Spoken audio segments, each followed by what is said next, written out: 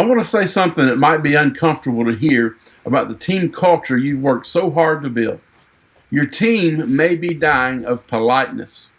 The niceness, the smooth meetings, the absence of friction, it may not be a sign of health. It may be a sign that people have quietly concluded that honesty is not safe here. That the relational cost of saying what they actually think is higher than the organizational cost of keeping it to themselves. And so they perform alignment while privately holding reservations. And the team functions well enough on the surface while something essential is slowly eroding underneath. And here's the harder truth. If you're the only person on the team who holds people accountable, if correction and confrontation flow exclusively from the leader downward, well, your team is not as healthy as it appears. You've created an accountability vacuum, and you're filling it all alone. And a team that depends entirely on one person's willingness to address every gap, every slipping standard, every behavior that is damaging the collective is fragile in ways that will eventually become visible. So today we're talking about what it takes to build something more durable than that. A team where accountability is not the leader's burden alone, but a shared discipline practiced peer to peer. And it's all right here, right now, and only on the Five Gifts podcast.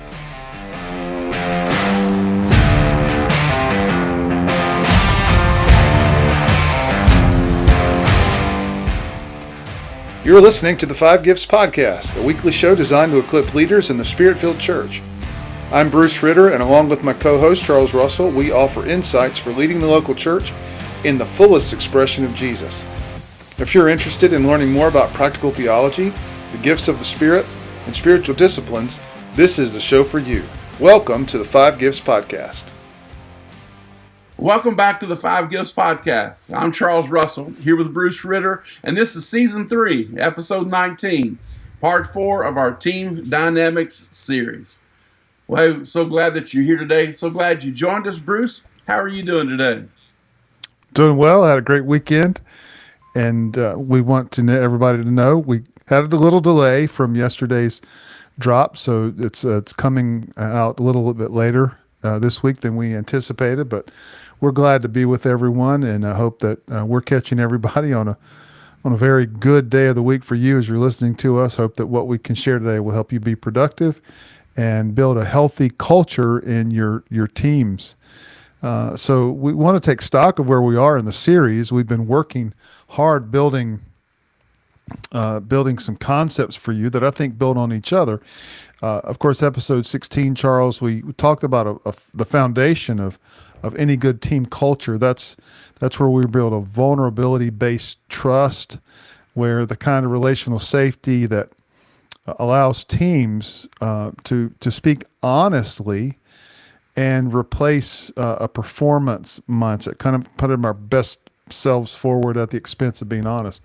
And then episode 17 built on the idea of we need to mine for conflict. We've got to allow healthy teams to work through ideological tension and talk about how, as leaders, we actually want to create that. So people are discussing and talking passionately as we begin to work towards building functional, good action steps for our teams.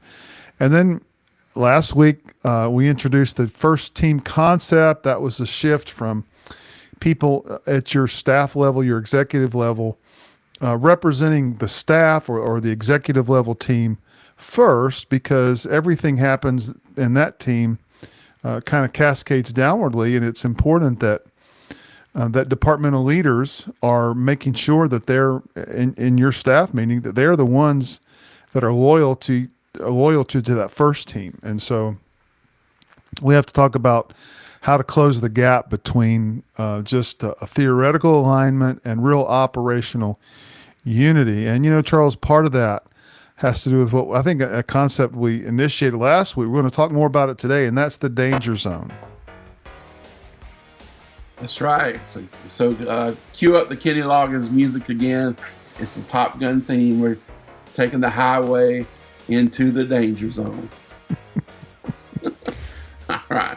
Well, look, today we're going to talk about, let's just continue kind of building the architecture of these first teams, because trust, conflict, and first team commitment all they build toward a single capacity that is that is among the most powerful. It often has the most avoided dynamics in leadership culture, and that would be peer-to-peer accountability. It's not the leader catching problems and correcting them. We're talking about peers holding on one another to the standards the team has collectively committed to.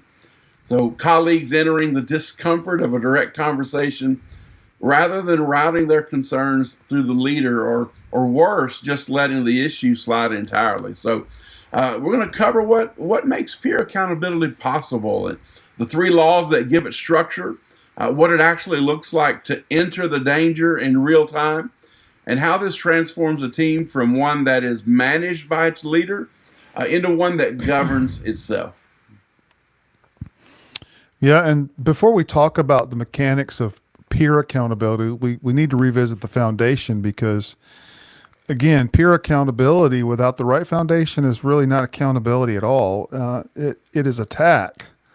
And the difference matters, I think, enormously. So, again, everything in the series has been building toward this episode, and the reason is straightforward. Peer-to-peer accountability is only possible on a foundation of genuine, vulnerability-based trust.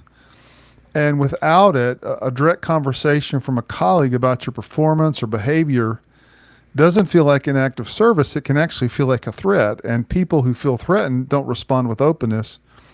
They defend, they retaliate, they withdraw, and the team ends up in a worse place than it was before the conversation happened. So when it comes to vulnerability-based trust, we're talking about the confidence that your colleagues' intentions toward you are genuinely good, and they're not cataloging your weaknesses to use against you. That their challenge is coming from the care for the team rather than their own self-interest, rather than trying to cover their own skin.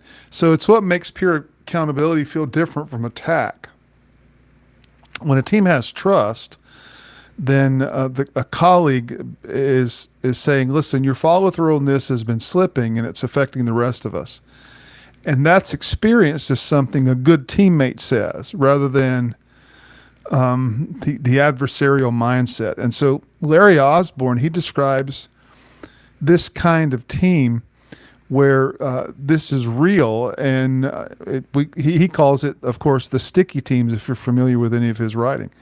It's one where camaraderie is not destroyed by strong differences.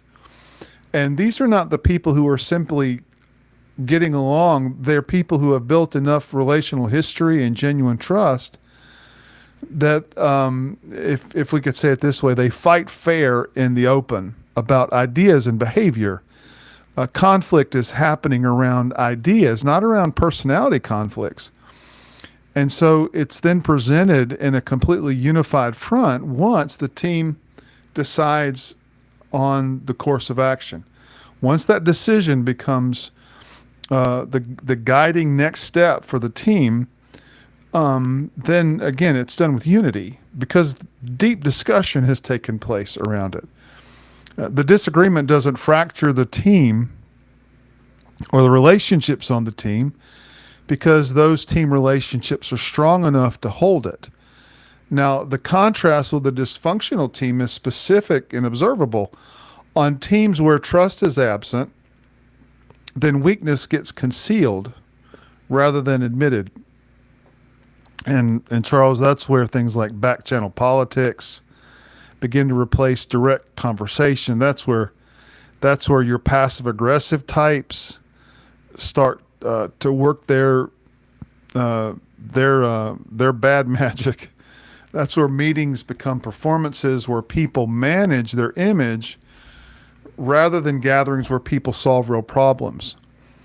Interpersonal risk is avoided because no one is confident that vulnerability will be met with grace. Now, on a sticky team, mistakes are admitted without hesitation. Apologies are offered and received very fluidly. Meetings are anticipated as the place where real issues get resolved. And believe me, there's a There's a momentum that happens on that kind of a team. That's a team that's energized about getting things done and moving towards successful outcomes. And conflict on those teams is genuine. It's direct. It can be uncomfortable conflict about things that matter. And then it's understood as the mechanism by which the team gets better, not as a threat to be avoided. And so the tools that help build this foundation are worth naming practically. Personal history exercises can give team members context for one another's behavior rather than just patterns to judge. Again, this is a leadership level tool. It allows for the team to understand those personality frameworks that help us understand why colleagues respond differently under pressure. Anything that replaces the default of attributing negative motives with the discipline of seeking understanding. And when you know enough about a person's history, Charles, this has been true of me, when I know something about their history and their wiring and their personality, that I'm able to interpret their behavior charitably rather than being cynical. And it's that interpersonal discomfort required to challenge them, then that decreases significantly too. And when that decreased comfort is taken care of, that's what makes peer accountability accessible rather than exceptional. Well, you're challenging me, Bruce. What I'm realizing is I need to cut out 3 words from my leadership vocabulary if I'm going to practice this kind of peer-to-peer accountability.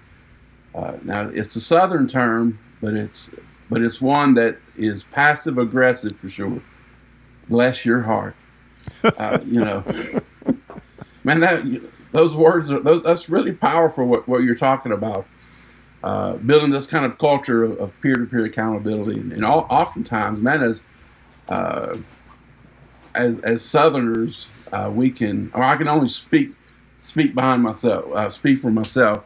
That term, and not even that term, but what it stands for of bless your heart, really is an attitude. It's a mindset that we just kind of throw out there to kind of gloss over and smooth over the rough edges. Yeah, makes it sound like we really care or we're really empathizing, but it's rather it's really to the speaker.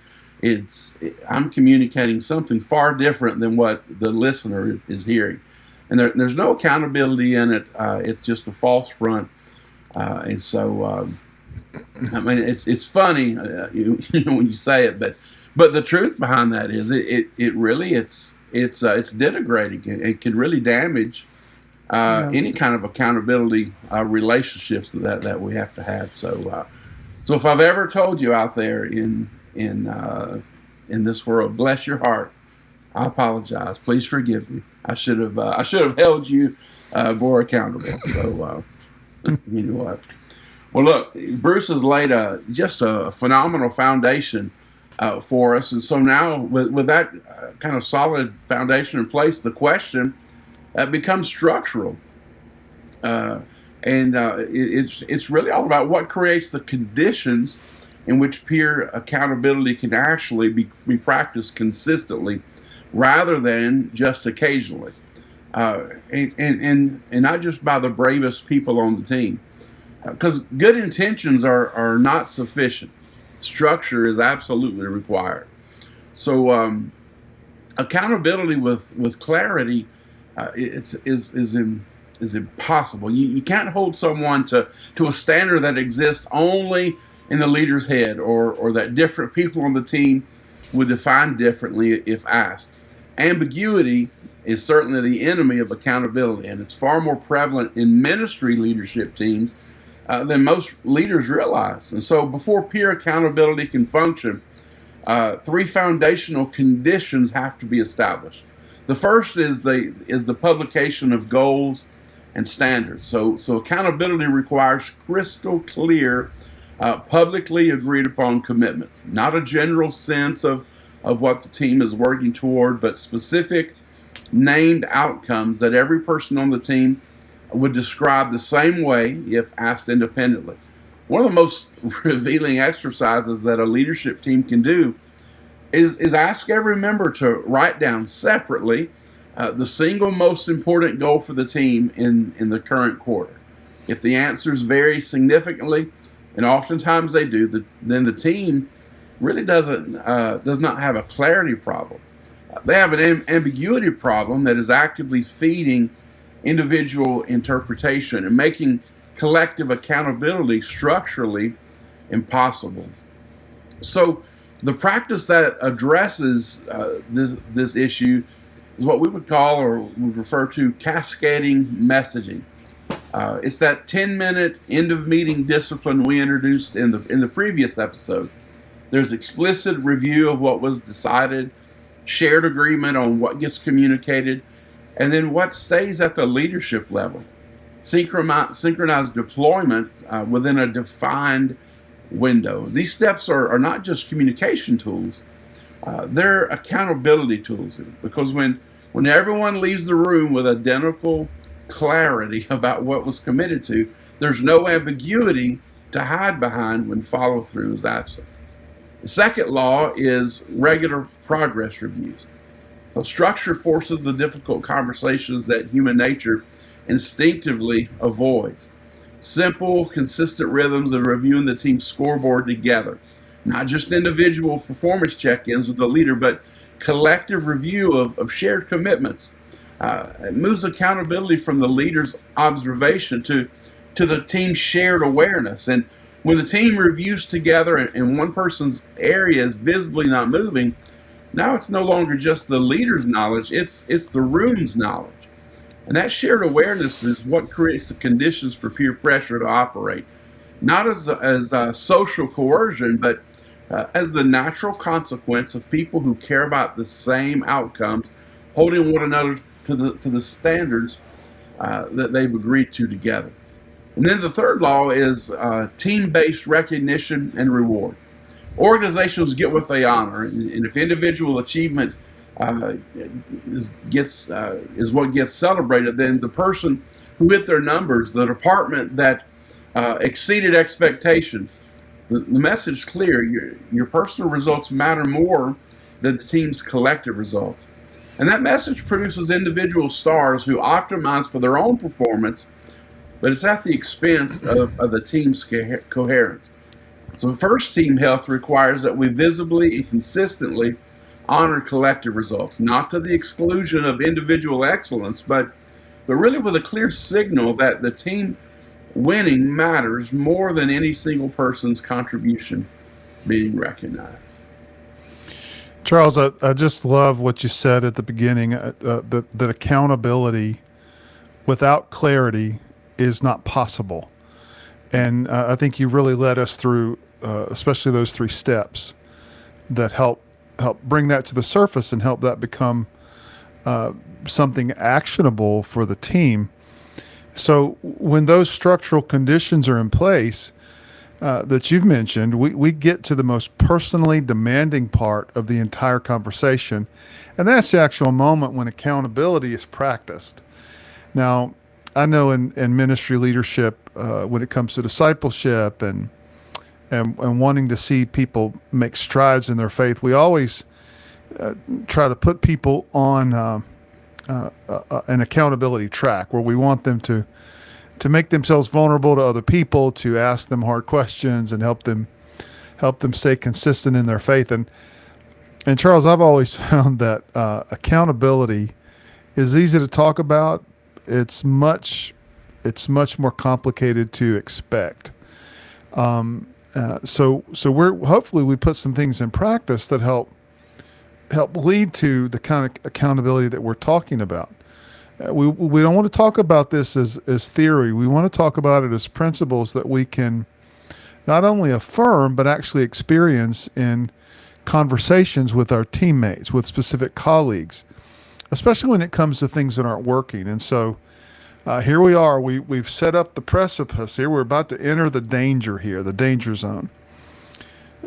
Remember that rebuilding a team culture that has been operating without peer accountability it's not comfortable. In fact, Patrick Lencioni, I believe he compares it to resetting a broken bone.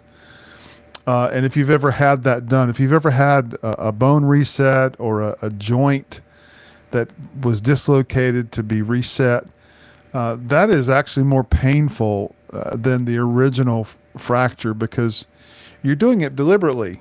You're doing that with full awareness of what it's going to feel like. And that discomfort is not a sign that something is going wrong. It is the cost of doing something right, but something we've avoided for too long. And so really the moment of truth, that specific real-time instance when peer accountability either happens or it doesn't, it's quite identifiable. It's that exact point when you notice something that needs to be addressed, but a colleague being disingenuous in a meeting, a commitment that has slipped and not been performed without acknowledgement. That's where a behavior that is damaging to the team and that everyone in the room has noticed, but no one's naming. That moment has a very short window. And the longer it goes unaddressed, the more it signals to the entire team that the standard is actually lower than what the team has stated. So the first discipline is not waiting for the right time. The right time is almost always the moment you notice it, or as close to it as the conversation allows. There was a great book put out several years ago about the 1 minute manager. And again, the 1 minute manager is not about doing everything inside a defined 60 seconds, but it's doing things immediately. It's taking care of the things that need to be taken care of without delay. Usually when we defer to later, that's usually a strategy for avoidance. And listen, speaking as a classic avoider, a lot of times you're going to find that's an adaptive part of your leadership. That's something you've got to be intentional about doing, especially when it's not natural to you.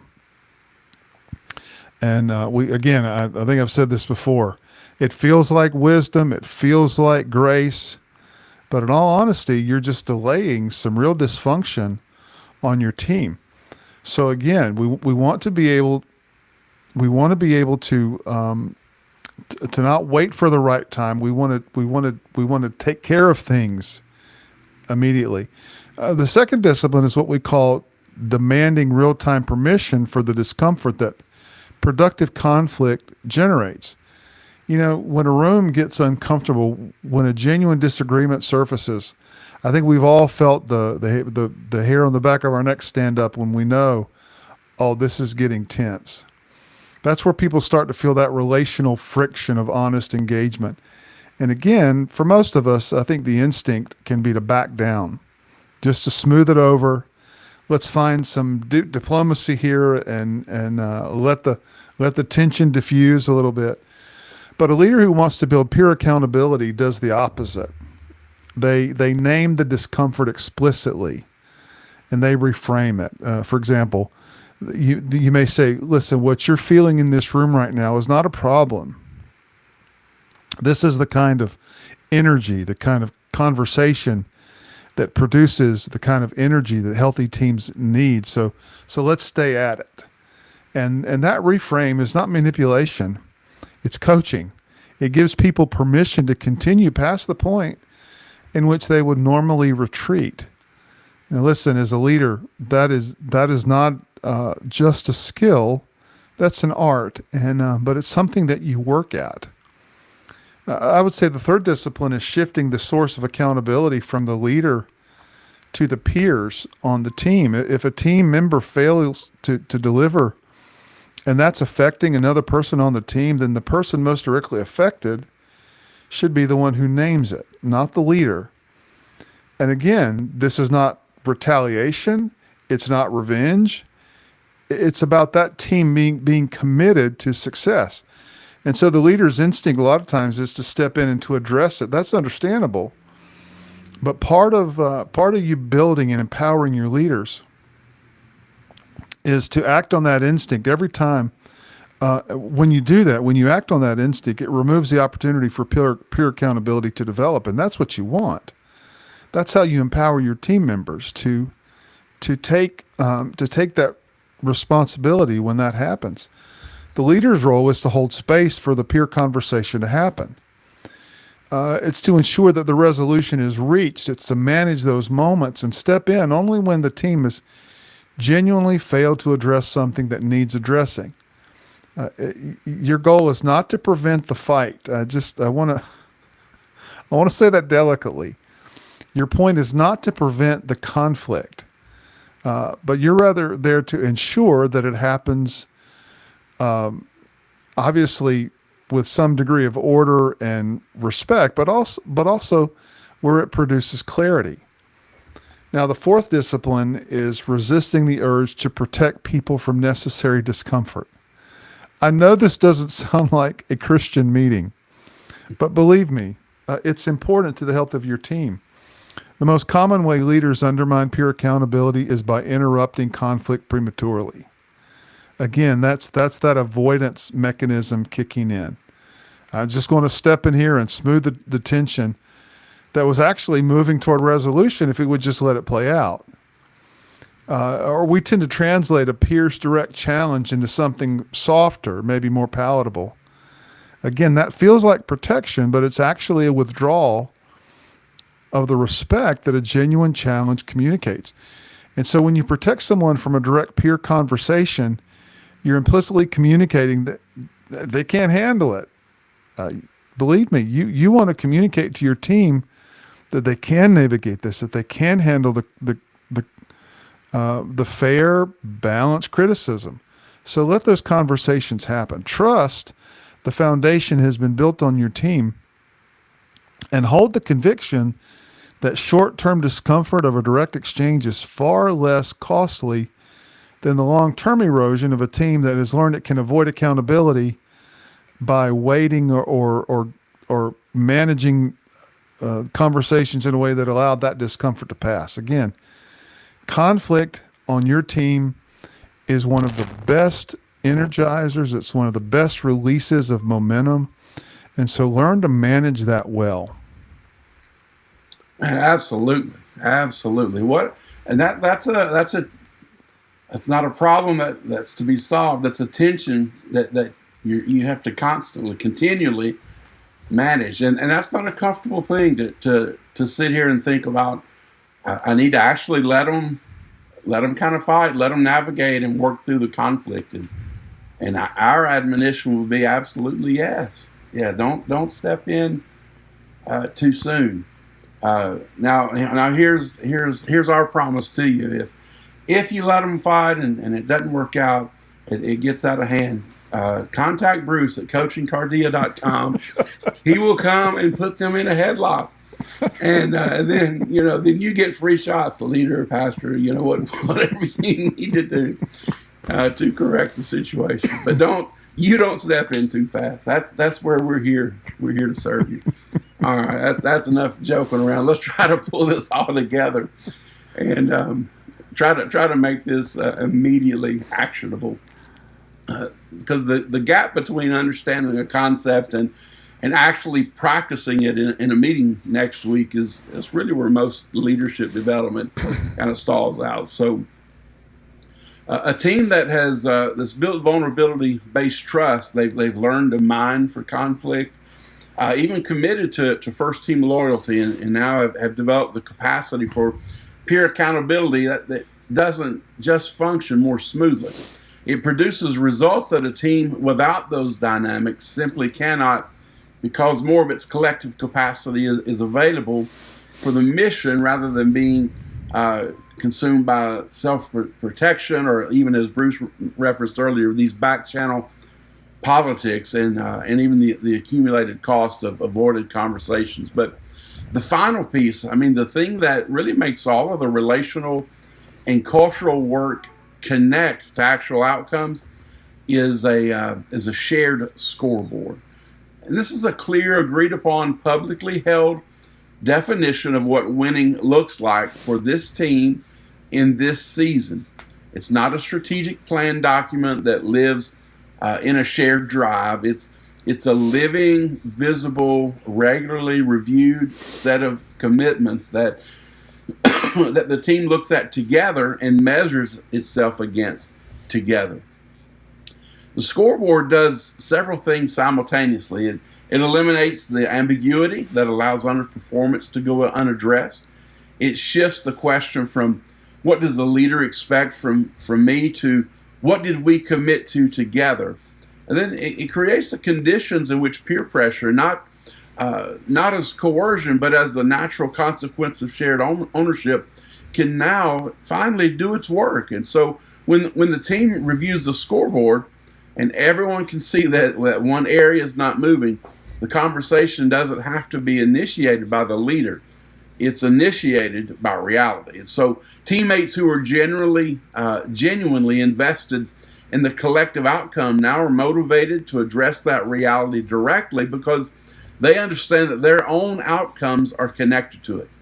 The unity that makes all this possible, what Osborne calls the unity factor, it's not something that happens to a team.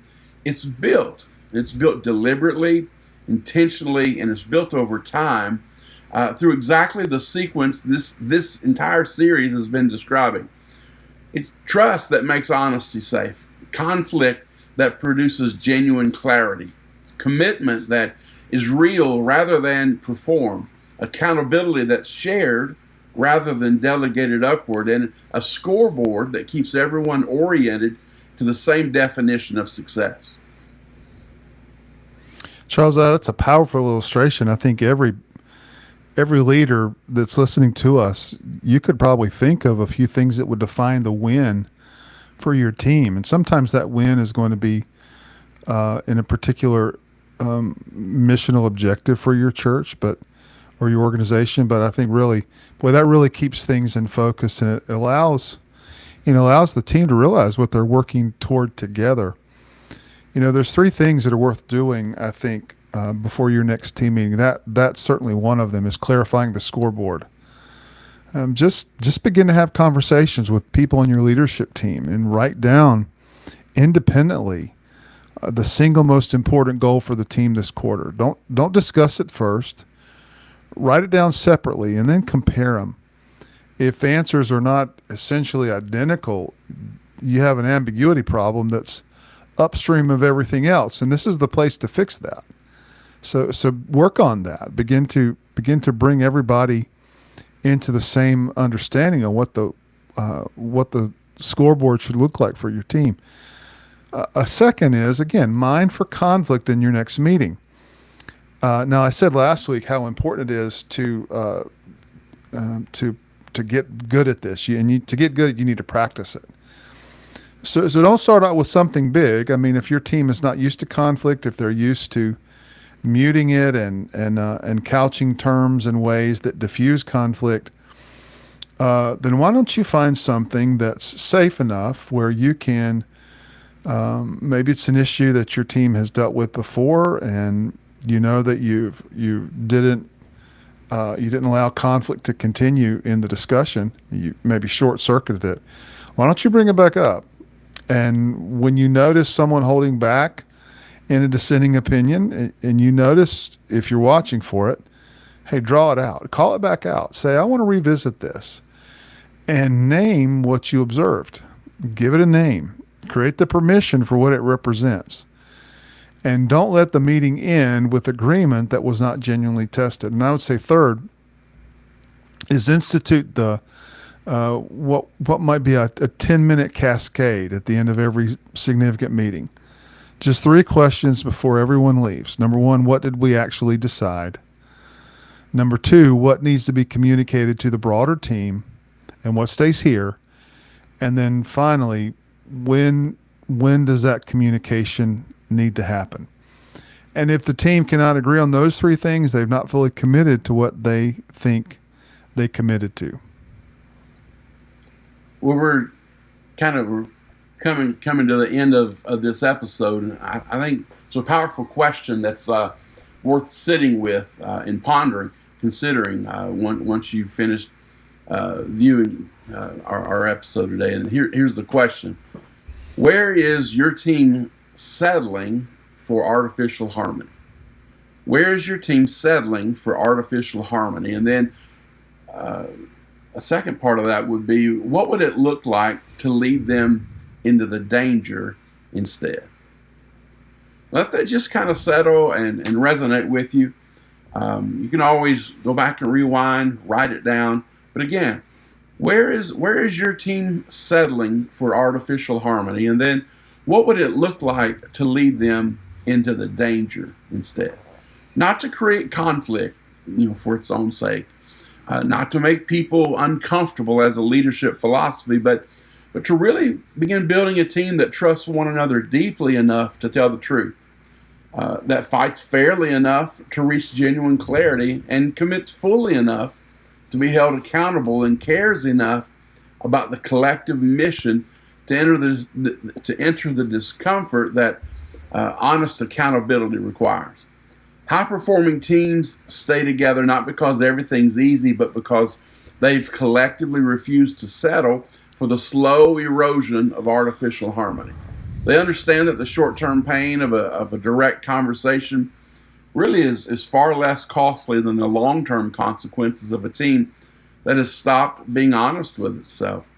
And so, if those kind of questions resonate with you, if the topic we've been talking about today has really captured your attention, and has generated some thoughts of, I really need to begin building this kind of culture, then we're here to help. We're genuinely here to serve. And if you'd like coaching on implementing peer accountability in a specific ministry context, then you can connect with us. You can find me at charlesrusselltraining.com, charlesrussellministries.com, or again, Bruce is there at coachingcardia.com, and we would be honored to work with you. We work with other ministries and ministry leaders. We come alongside them, help them build teams that are not just theologically aligned, but truly operationally healthy. And so we would be honored to come alongside you and be a partner and serve the ministry and the mission that you're leading. Well, next episode is the final installment of the Team Dynamics series. We're going to bring it all together by looking at what a fully functioning, healthy team actually produces over time. Not just better meetings, not just cleaner decisions, but a culture of collective result orientation that outlasts any single leader and becomes the defining characteristic of the organization itself. So we look forward to seeing you next time right here on the 5 Gifts Podcast. You've been listening to the 5 Gifts Podcast. If you would like to take the next step as a spiritual leader, we invite you to visit either of our websites or contact us for leadership coaching. We can help you reach the next level in your own growth and leadership. We provide leadership, spiritual gift, and personality assessments that give you a better grasp of your leadership style. And we also create a customized growth plan that empowers you to reach your full kingdom potential. We can't wait to hear from you.